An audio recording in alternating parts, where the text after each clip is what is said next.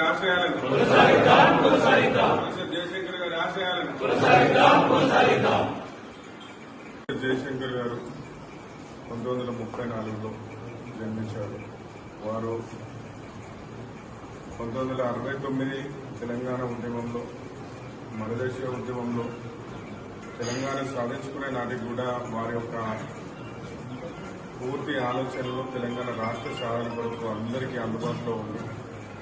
విద్యార్థులు చేస్తున్నటువంటి కార్యక్రమాలన్నిటికీ కూడా ముందుండి ఎంతో మంది పెద్దలతోటి చర్చలలో పాల్గొని ఈరోజు తెలంగాణ రాష్ట్రం సృజించడానికి కారకులైనటువంటి వారి జయంతి కార్యక్రమాన్ని ఈరోజు ప్రభుత్వం అధికారికంగా ప్రకటించడం చాలా సంతోషకరం.